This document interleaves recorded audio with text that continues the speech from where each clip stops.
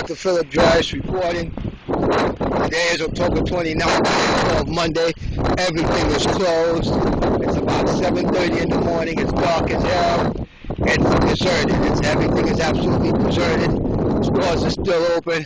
I'm over here at the York College Auditorium. That's the main building right there off of Liberty and Guy Brewer Boulevard. I'm going to have to venture out. The wind is not too bad. It's gusting at about 13, 14 miles an hour down here at this level. The rain is starting to come down as compared to the mist that was going on for about 8, 9, 10 hours. And now it's starting to be rain out here. And I got to venture down here into the ghetto, near the 40 projects right over here. That's the next people that's about to get evicted in order to give York College room for students as dorms. It is alleged. So right now we're going to go down here to the ghetto. We're going to partake of the blessings of Mayor Michael R. Bloomberg, who bought a black market economy of cigarettes, made it so expensive that you got to buy them for 50 cents a piece. I'm going down there and get me some because they tried to make me quit at the VA hospital. I know I wanted to quit, but I want to quit when I want to quit. You're not going to force me to quit by locking me up against my will in order to contain the abuses against homeless veterans at the Cromwell Volunteers of America shelter. Real nice place, but there's a Charmaine McPherson who comes there.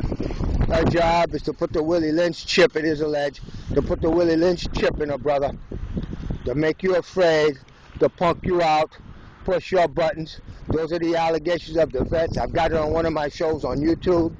I sent that information to, I gave that information to Dr. Julia Golia, a wicked bitch who helped orchestrate a criminal matter against me that didn't work.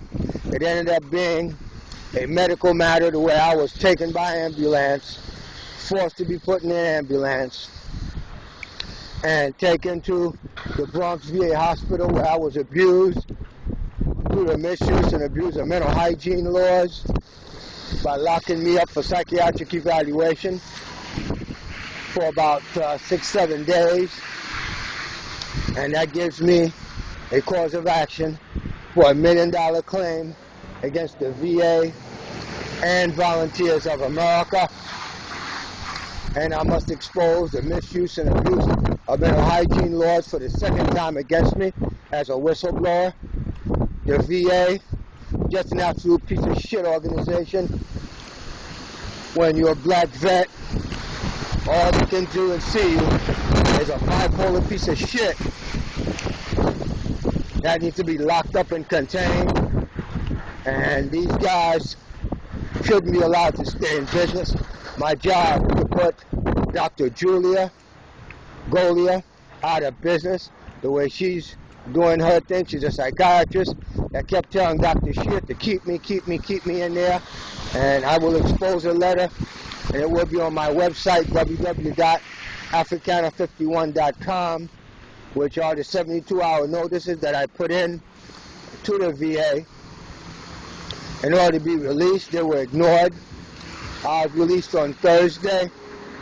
Today is Monday, and that interfered with my business of the litigation, where I didn't have time to respond to the, I didn't have time to answer the responses of the Assistant Attorney General, Michael Siddiqui, who's representing Eric T. Schneiderman. And it is alleged Eric T. Schneiderman wants to be as popular as Dr. Phil Joyce on YouTube, to where he just absolutely just railroaded him a nigga. I mean, he just railroaded him a nigga.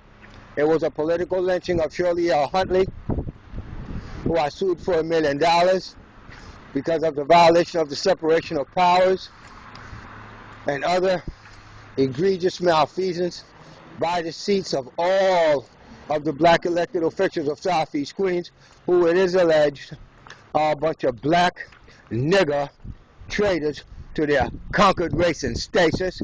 As black Americans in America going nowhere, they're absolutely going nowhere.